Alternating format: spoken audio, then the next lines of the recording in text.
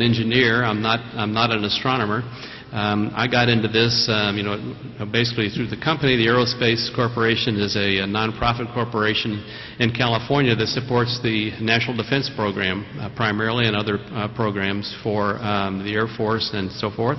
And it's unusual for us to get involved in something like this, and I got interested in it when there was a challenge that came forward and basically said, the challenge is there's an asteroid headed towards Earth. What should we do about it?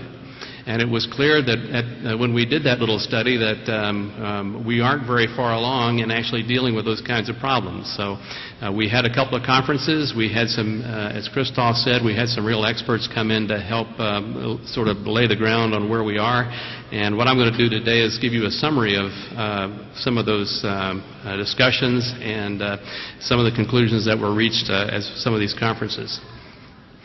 Okay. So just a little bit of background here. There's been a lot of work over the past several years on understanding this threat and proposing actions, and I'll go over some of those.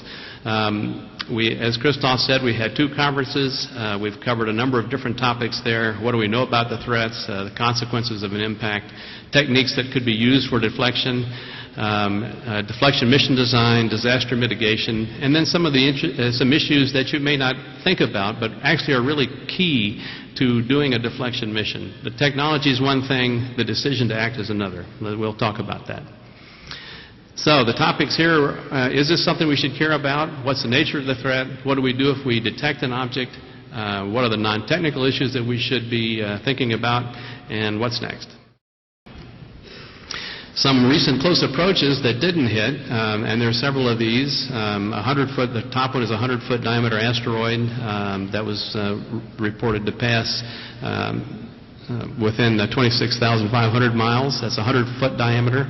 There was the second one. The second one, July 24, 2002, basically says that an asteroid was discovered that was likely to impact sometime later. And as happens with these things, additional measurements indicate that that probability dropped way off, so it is no longer a threat. The third one is about a 300-meter asteroid that came in fairly close. And the last one talks about a 170 to 300-meter comet that passed within 20,000 kilometers of Earth. And one of the things that we're seeing now is that sometimes we see these objects after they've already passed. That one would have been 15,000 megatons of TNT if it actually had hit. What sizes cause problems? Oh, and let me just read one little item here. This is I picked up on the airplane coming over here. This is from the International Herald Tribune, Thursday, September 20. Said, meteor lands in Peru. A fiery meteorite crashed into southern Peru over the weekend, experts confirmed. It formed a crater which was 20 meters wide and 5 meters deep. And this is the one, if you've been watching the news, that basically some claimed has fumes coming from it that's made people sick. Okay, so what sizes do we worry about? And actually, in a sense, we worry about all of these, but the most frequent are the smaller ones like Tunguska, less than, say, 50 meters in size. They happen relatively frequently, and I'll talk a little bit more about that. And you can go all the way down to the dinosaur killers, which are the really large objects that happen very infrequently. But one thing that you should remember is that just because the probabilities or these intervals look like they're very long doesn't mean that it can't happen tomorrow. It actually can, but it means that it's not likely, but it's not impossible. Okay, so what I want to talk about here is this is the history of the known near-Earth object population. And what I'm going to show you is a series of images that show what we knew about the inner solar system over a period of time. This first one is in 1800, and you can see we knew where the planets are, but nothing else. In 1900, this is the count of objects for the inner solar system. 1950, you can see we're getting a few more here. 1990. 1999, and the significant things here is we're now beginning to really look for these things. I mean, they're there already, and you'll notice these little red dots. Those are the Earth-crossing asteroids, the ones that actually are a threat to the planet. In 2006, this is what it looked like. So right now we have about 4,500 near-Earth objects. A near-Earth object is one that has a perihelia of less than 1.3 AU. And then For these really objects which are even more of a threat, there's something called potentially hazardous objects. We estimate that if we actually complete a new survey, which would go down to, say, 140 meters in size, we'd actually find maybe 20,000 of those. So the message here is that if you look for them, there are a lot of them out there. Right now, our measurements have been looking for things around 1 kilometer and larger. Those are the ones that are actually could cause really serious damage and maybe actually affect civilization itself. These 140-meter ones, though, I think you can tell from some of the other evidence I presented, can also do serious damage. So we need to be thinking about even things even smaller than that. So how is our detection business going? This shows how many we actually know about as time goes on here. And you can see that in 1998 there was a big increase. Congress directed at that time that NASA go off and start looking for these things, anything larger than 1 kilometer, and you can see that they've been very successful. At the bottom it says that comets are less than 1% of the overall threat, and we'll talk a little bit more about comets, but comets represent an interesting, they're an interesting kind of hazard. So what do asteroids look like? And we've got a couple of pictures here, and each one's a little different. We've actually touched some of these, and Itokawa there, that's courtesy of, the picture is courtesy of JAXA. As you recall, there was a spacecraft that actually visited and actually touched down on this asteroid. Notice the shape of that looks like a potato, sort of. But the speculation is that it may be two large bodies touching each other. Now, what I want you to think about is from the standpoint of deflecting this object. It's not a sphere. It may not be one solid body. It actually could be a couple of bodies.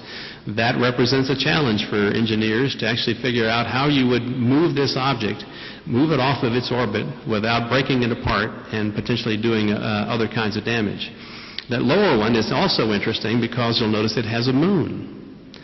And again, from the standpoint of doing a deflection mission, if this were actually a threat to Earth, you'd have to worry about the larger object, but that moon itself is not tiny. That's 1.4 kilometers, so that would be a serious challenge. And it represents the kinds of problems that we have to plan for if you're actually going to go off and design a mission.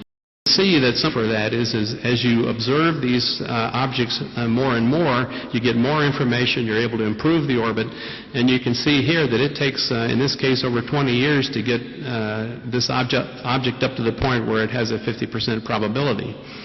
Now, that probability number is important because if you're an engineer or a scientist and you need to go get funding for a mission, you need to go talk to a decision maker and tell him, okay, I've got a problem here. It looks like this thing is coming in.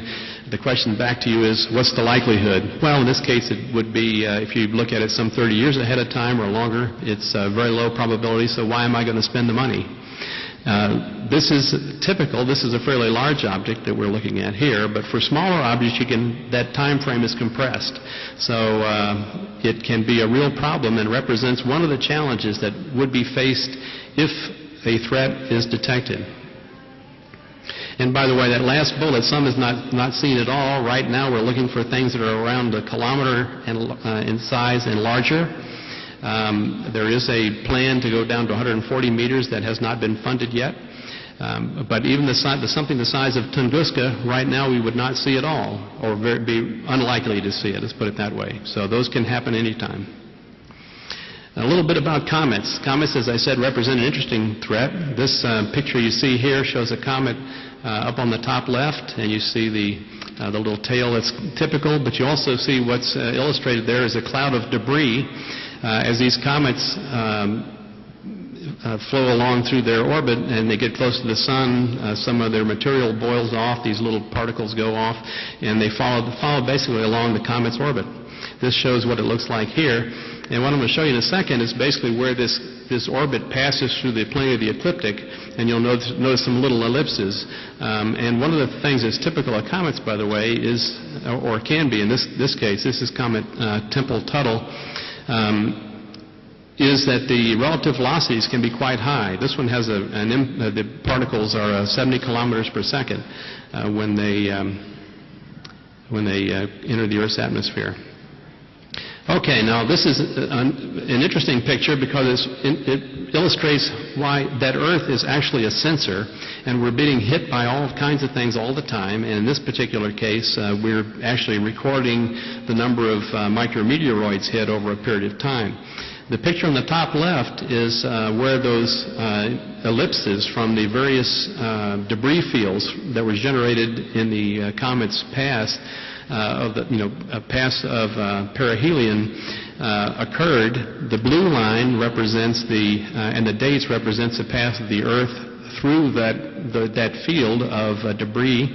And then you can see on the top right that for this particular pass, you'd expect to see a couple of, or maybe a series of peaks, and that's basically what happened. So this was a very educational event for people who study these things, and illustrates that we have this. By the way, these were typically very small particles, but some people believe that comets, as they come apart, actually can have some larger objects in their trail as well. And those can represent some more serious hazards to Earth. The picture that you see that looks like a photograph on the right is some micrometeoroid entries that were recovered from a spacecraft that was actually looking down. So the threat from comets, even though it's a small threat, it's a very interesting one. These things can come from anywhere, where asteroids typically come are in the plane of the ecliptic. They can have very high relative velocities. The collision probability is hard to predict because these things move. As these little jets are kicked off by the sun, these things can dance around a little bit, so predicting their orbit is not so easy. They also can have very short warning times. We could have a warning time of, in some cases, months to a few years. And again, if you're thinking about doing something about a comet that's detected and you've got a few years to do it, that, from the standpoint of doing the engineering behind that, is a real challenge. And actually building launch vehicles and so forth, and we'll talk a little bit more about that. These things can also be very big. So what don't we know about near-Earth objects? We don't have precise orbits for a lot of them. There are some solar effects that can affect the tracking, something called the Yarkovsky effect, which is basically if an object is rotating, the sun basically will heat up the surface, and when that surface rotates out of the sun, it will cause some of the material to leave, and that very bit of force that you get from that material leaving causes a small change in the orbit. Other things like size, mass, shape, and rotation rate, typically there's an uncertainty of about a factor of 2 in the size. That can affect the mass by a fairly large amount, as you know. And the physical properties, things like, is it a rubble pile? Does it have a moon? Or is it one or two large bodies together? A rubble pile, for example, is a collection of rocks held together by a very small gravity. Or is it a solid body? How likely is an impact? The probability, as we talked about earlier, of a dinosaur killer is about 1 in a million this century. I just thought I'd put it in more relative terms so you can get a feel for it. The probability of a civilization impact is about 1 in 1,000 this century. And the probability of a small Tunguska-class impacts is around 1 in 10. And I think that's really a fascinating thing to think about. What that says is if you're a young person and you're just getting into the space field, that it is not unlikely that you might get involved in actually doing some serious planning for a deflection mission. So this is not something which is many generations off. It's something that we really should be preparing for. We have one coming that's many of you probably have heard about. This is called Asteroid Apophis. It's about a 300-meter asteroid. It's will pass Earth very close within the geobelt. It would be about, 30,000 kilometers out. That's going to be on April 13, 2029. It will be visible from the ground. The impact energy that thing were to hit would be about 850 megatons. But for that particular pass, the predictions do not show that it's a danger. But there's something called a keyhole, a small area in space. If that thing actually goes through it on this this 2029 pass, it actually would come back and strike Earth in 2036. So measurements are going to be very important. There's some opportunities for that coming up. Right now, the probability of impact in 2036 is 1 in 45,000. So another thing you need to think about is when do you actually key a deflection effort?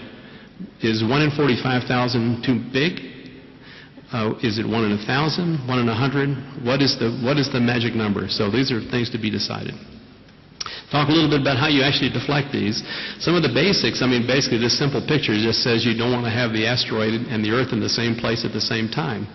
And so what you would like to do is change the asteroid's velocity slightly so that it will not be at the place where Earth is when the Earth goes by.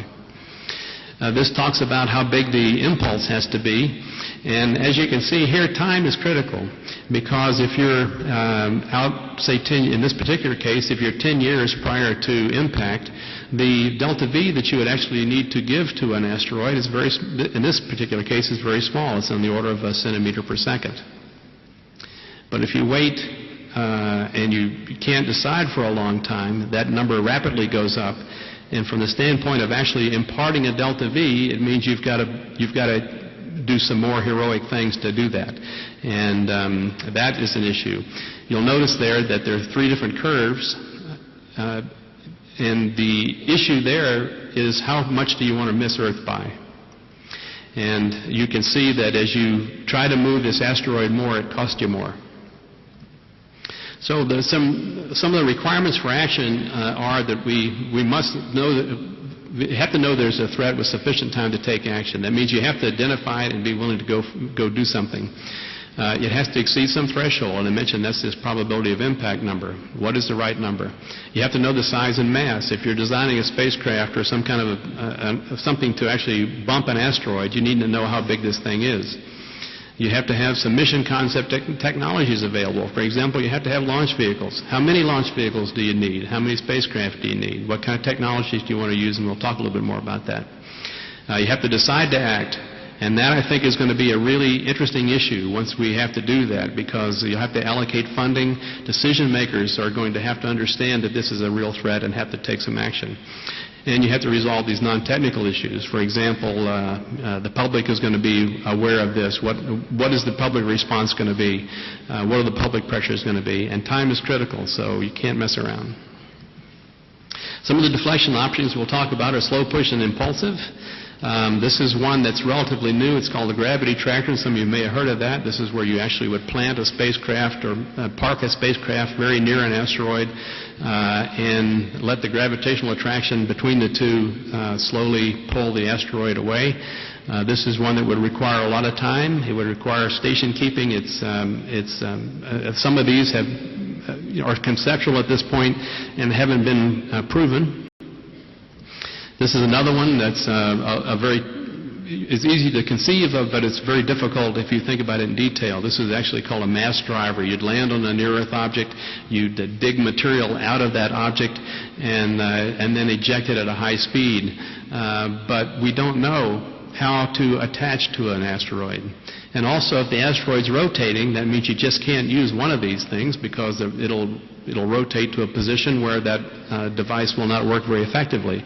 In this particular concept, they'd cover the entire surface with these little mass drivers, and then the only ones that were required would fire. But there's some serious engineering issues with that as well. There's some other slow push possibilities. Focus solar is where you'd actually focus plant a mirror nearby, heat the surface, boil off some material, and that little bit of material leaving will provide a small thrust. This Yarkovsky effect I mentioned earlier, you just change the albedo by painting it black or painting it white. And maybe Sears or somebody would actually donate the paint. But the idea is to take advantage of some of these small forces.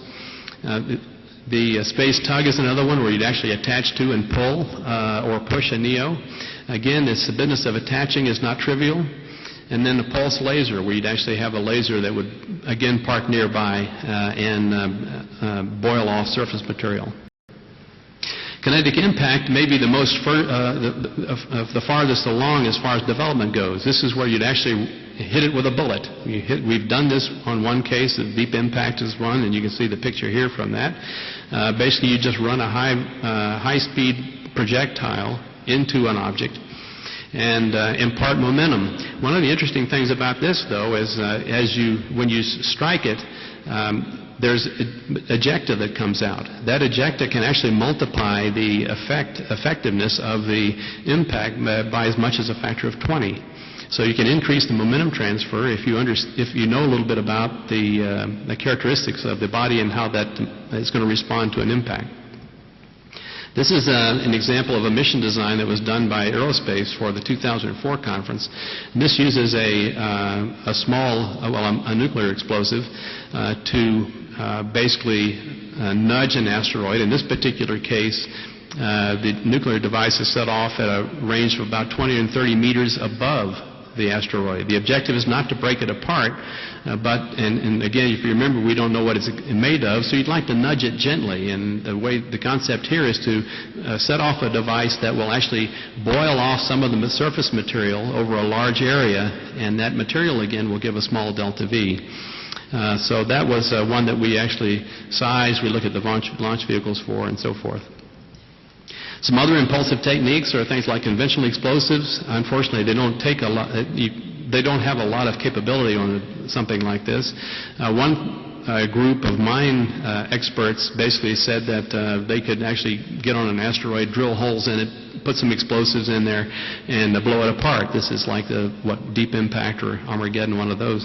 But again, you have to work in the vicinity. That represents a real challenge. And then there are also, from the nuclear explosive approach, surface and subsurface, and this delayed one would actually plant one on the surface for future use. All of these have some very interesting possibilities, but also some very severe problems. Some of the engineering challenges, and again, I want you to think about this as a little bit different. Again, think it from the standpoint that you're actually betting the planet on the success of your mission. This basically raises the reliability. In most of the spacecraft work you do, if you lose a spacecraft, you can live with it. It's not what you want to have happen. But in this particular case, if you launch one spacecraft and you lose it, the game could be over. So you need to design a mission that is going to success, and I call it a campaign here. So you have to look at it from the campaign perspective. You don't know what the effects are going to be on a near-Earth object. The attachment and proximity operations can be an issue, so how are we going to do that? And also this effect of materials and dust on the operation of something can be quite severe. This is another one that we looked at. This has to do with the overall mission reliability. In this particular case, we said that when this object is detected, it has a 1 in 100 probability of striking the planet. We want to lower that down to a 1 in a million. Now, what I want you to think about is launch vehicles fail at a rate of about 1 in 100. And new spacecraft fail at about a factor of maybe 1 in 3. So your challenge as an engineer is to design a system that will take a probability down from 1 in 100 to 1 in a million, but accept the kinds of losses that you might incur. For example, if a launch vehicle blows up on the pad and you're using one pad, the game is over. So it's a very interesting thought process if you think about that. So some of the non-technical issues. Interestingly enough, for certain sizes of asteroids, some people have said, well, maybe we should just take the hit, that we should evacuate an area and then let this thing hit and then deal with it in that fashion. It might be cheaper to do it that way. So I'm not sure if that's a real consideration, but it's something that people have raised. And again, if you were presenting this to some elected official or some decision maker, it might be something that would come up. But what is the size limit for such things, and what are the conditions where that would be acceptable? And what's the decision criteria for that? And then who decides? And if they decide, what are the liabilities for that? So, there's some very interesting issues along those lines. This is a scenario that I think is probably how something might come down. And again, I just invite you to think about it, because it's the kind of thing that you would see if you were observing these things and then your next job is to go ask for money to build a deflection system. In this case, you've got a 140-meter object detected. It's got a 1 in 100 probability of striking Earth in 10 years. Engineers tell us it's going to require us 2 years to design the mission and the vehicles and launch the first wave. That's a very aggressive schedule. So, again, from the standpoint of what's its effect going to be on other launch systems, and how is this going to be interpreted? If you use up all the launch vehicles we have on the planet to deal with one of these things, that's a major issue. The transit time to an object is 1 year, so you've used up 3 years already. The estimated cost of the campaign is over $10 billion. And so the question is, who's going to pay for that? So there's some interesting issues along those lines as well. Some of the political policy and legal issues that we would expect to see, the effort is going to have to be initiated without certainty of impact. Even that case I presented earlier, where there's a 1 in 2 chance of impact, would have to be started basically given the fact that it might not hit. And if that's the case, what happens the next time you go forth and tell somebody that you need some money? But these things have the decision to proceed, as I said here, and to fund the effort is a political decision. It has a worldwide issue and has a worldwide consequence. Should the decision be made by one nation or a group of nations? How is the effort funded? Who leads the effort and who implements it? I didn't mention that, but this may be an issue where you'd actually have multiple countries doing individual things, basically to provide some redundancy, some ability to lessen the chance that you're going to have a failure. Are you going to use nuclear explosives? An issue in itself. What's the public response going to be to that? Activities need to be coordinated. You'd hate to have somebody pushing something one direction and then have somebody else come and push it another. And then who's going to be liable if the effort fails, or if the warning's an error, or if no action is taken and the object hits? This issue of false alarms, and there will be, and that's something that people are concerned about, is that we will see cases where prediction is going to show potential hazard, but subsequent tracking will make it go away, and that might be the most likely situation. But the timing might force something. So if you think you've got a 1 in 100 probability at 10 years out, do you make a decision to go forward or not? And if you wait, and it turns out to be a high probability, then you may have given up the option at that point.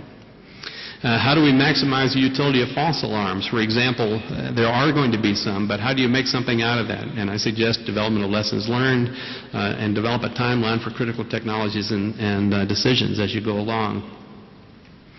And then how do we maintain public and decision-maker trust? Again, from the standpoint of engineers, we look at these things and you say, well, the obvious solution is you go do something about it. But again, if you have a series of these where they go away, the natural response, I think, is, well, this is going to go away too, but that one may not be the one that does.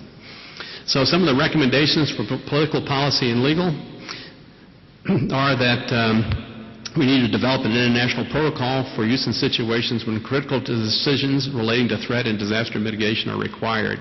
And we need to do these kinds of things before there's actually an issue on the table. We need to increase international collaboration on efforts of these social and behavioral sciences to understand how the public will respond if you basically announce that there's an asteroid that may have a high probability, high being, say, 1 in 100, something like that, of striking the planet sometime in the future. What's the response going to be to that? What kind of pressures will they put on decision makers and those who are trying to actually execute a response? How do you educate the public and decision makers on the NEO threat? And I think this Apophis, if nothing else, is a very good opportunity for doing that. This is one that's going to be coming close. People will see it. It's going to get a lot of press. It's an opportunity to tell people how these things will work.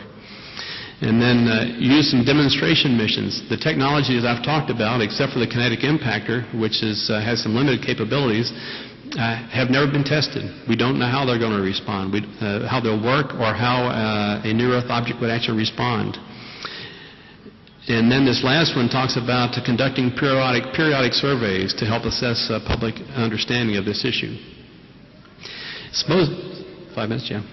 Suppose there's an impact, and again, one of the things that would happen now is these 50-meter asteroids they can happen. There's like a 1 in 10 chance that it'll occur this century, and it's something we think there is going to happen. So the results of an impact would be confusion in leadership, a delayed response, and probably additional life and a loss of life and suffering as a result of that.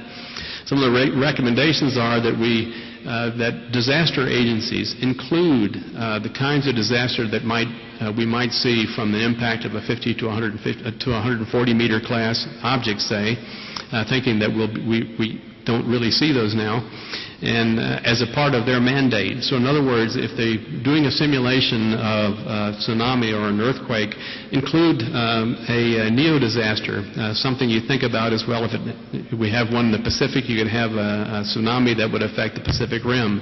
That could be something that would be very interesting to consider. And again, this idea of doing a response exercise. The current status is we need to know where they are. The current goal is to find about 90% of the objects larger than 1 kilometer by the end of this year. Congress did request a proposal to detect and track 90% of the potentially hazardous objects 140 meters and larger by 2020. That budget has not been allocated. Current status, no complete campaign mission designs, so we don't have a complete design of a mission to actually do one of these things. The deflection candidates are untested. There's a general lack of priority. For example, I don't know that many space agencies have this particular concept on their plate right now. What to do about this? How would we actually organize such a thing? It's a good opportunity for research. There's some very interesting research that's already being done, and opportunities for a lot more. This giggle factor is one where, and I invite you all to do this, as you go out and talk to friends and neighbors about this thing, see what they think. Back when we did their first conference in 2004, there was what we call a high giggle factor, people saying, can't ever happen here, we don't have asteroid impacts. That's going to happen in a million years, why worry about it? So I think we're seeing less of that now. So what's next? Discover and track objects down to smaller than 1 kilometer. We need to do that. We need to maintain resources critical for this neo-characterization. For example, Arecibo is good for that one. Improve deflection-related technologies. We need to really do some work on those to address some of the issues that are relative to each one. Develop some complete mission and campaign designs and look at how that will actually affect other things. And as I mentioned, it could likely suck up a number of our big launch vehicles. That would be something major to consider. Develop the protocols and thresholds for actions. Add NEO impacts to a suite of possible disasters we might see. Watch Asteroid Apophis. That one has the potential to be the first one we'd actually have to go off and mitigate. And so that will be something we'll have to watch pretty closely and improve public understanding. That's it. And I invite your questions. Can you come over there? Thank you very much, Bill. Sure. Wonderful subject. I think there's so much room for imagination for young professionals, by the way. Yes, indeed. You could do a bit of advertisement. I think that all the presentation of your conference can be uploaded from your website? Yes, as a matter of fact, we did videotape all the presentations at this conference, at both of our conferences, at 2004 and 2007. Those you can look at on the web. We did a white paper. All the presentation materials are there. So if you want to really get educated on this topic, you can actually attend the conference. Thank you. So now it's time for Q&A, question and answer. First, I'll just recall a few basic rules. Since it is videotape, please tell your name and affiliation. As always, please try to keep the questions very short. Please try to get the answer very short as well. Yes, indeed. So that everybody can have the opportunity. And last, wait for his microphone before asking your question. So, I see one here on the left who have the honor of shooting first. Have them come to the mic. Mics are here. Yeah. Please come to the microphone, excuse me. Yeah, we have two mics, one here and one here. Two microphones here. Yeah. In front. Thank you. Hello, sir. My name is Sofia from Bangalore. I'm an ISRO student delegate. Good. Suppose we have a situation where there is say a 54 kilometer potato-sized irregular object I mean, you have an impact chance towards Earth. What are the possibilities, I mean, like the success rate statistics that we could successfully deflect it? Because there may be a chance that your delta V could be positive. I mean, you could even increase the rate that, I mean, at which it is going to impact Earth. I mean, how do you put the success rate at? Thank you. Okay. Well, basically, you can design your deflection mission several ways. For example, you can have multiple devices send out 5 or 6 at one time. The one follows the other. And measure what the first one does, use the second one if you need to, use the third one if you need to. They're all designed to push the object in a particular direction. That can all be done ahead of time. For example, in the case that we did, the objective was to have it hit head-on and apply the velocity vector along the orbit direction, which turns out to be the most efficient in that particular case. Time is, as I say, time is critical. If you've got an opportunity to do a second wave, for example, if you send out 3 or 4 and then they don't do the job, you've got another couple of years where you can send out another wave. That's another good way to deal with it. But these are the kinds of things that you need to think about. And again, you just emphasize that time is critical in these types of problems. Thank you. We have one question, please. Yes. Yeah. Good afternoon. Hi. My name is Naja, and I'm a student. Oh, good. Well, what I gather from the presentation is that there are a lot, if I work on deflection of these NEOs, there are a lot of them with variable probability. But I have only one Earth to save. So why don't we look at setting up deflection or control systems on the Earth's position? And depending on whether or when we have to use it, use them and control the Earth's motion instead of trying to control all the NEOs that are coming at us. Well, the issue with you're suggesting changing the orbit of the Earth, I guess. Huh? Right. Okay. Well, the issue is it takes a fair amount of energy just to move a small asteroid, and that's one of the challenges that we face. An asteroid up to, several, if we did things right, we could control something up a fairly large size. We'd have to use a series of nuclear devices to do that. The question is, how would we actually affect the Earth's orbit? And that is not a trivial exercise. So if you can come up with a good way, an efficient way of moving the Earth, I would suggest looking at that.